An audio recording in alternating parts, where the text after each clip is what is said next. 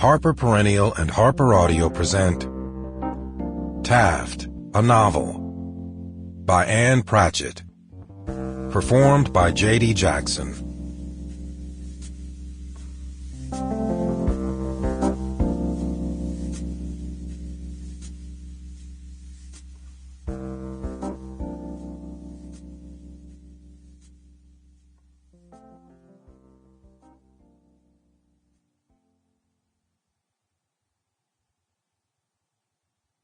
Home seemed a heaven, and that we were cast out.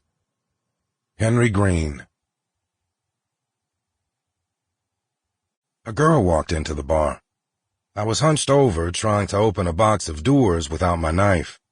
I bent the blade the day before, prying loose an old metal ice cube tray that had frozen solid to the side of the freezer.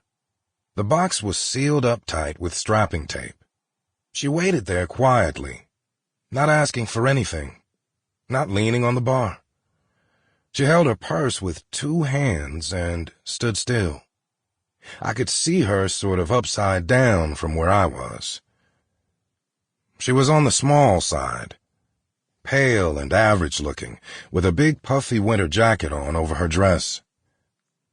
I watched her look around at the stuff up on the walls, black and white pictures of Muddy Waters and Howlin' Wolf in cracked frames, a knocked-off street sign from Elvis Presley Boulevard, the mounted head of a skinny deer. She pretended to be interested in things so she didn't have to look at anybody.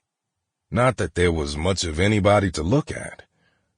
It was February, Wednesday, 4 in the afternoon, the dead time of the deadest season, which is why I wasn't in any rush. The tape was making me crazy. Before I even got the box open, Cindy walked out of the kitchen and headed right for her. "What can I get you?"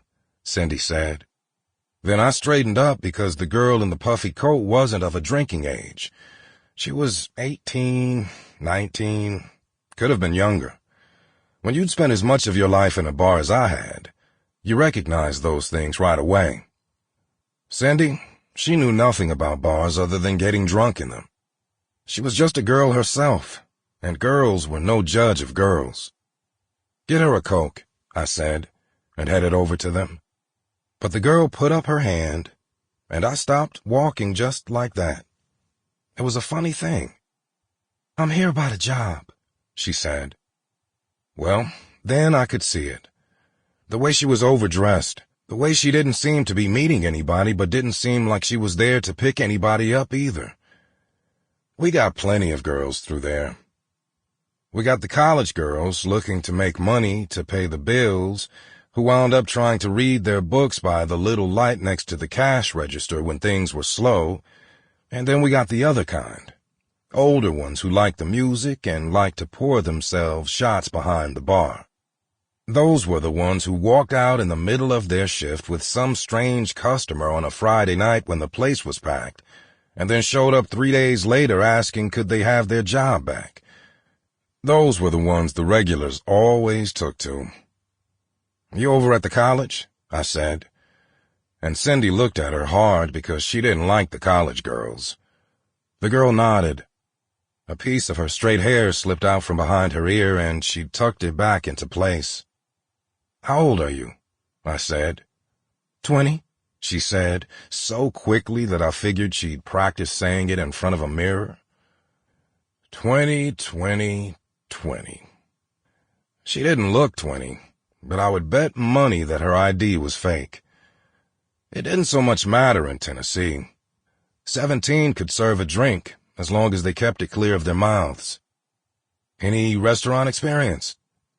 I looked at her hard, trying to tell her age from her face. "Ever work in a bar?"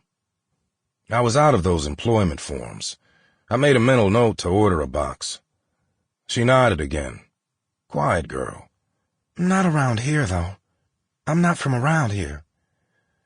Cindy and I stood there on the other side of the bar, waiting for her to say where she was from, but she didn't. "Where?" Cindy said. "East," the girl said, even though that could mean anywhere from Nashville to China. East was the world if you went with it far enough. Sample complete. Ready to continue?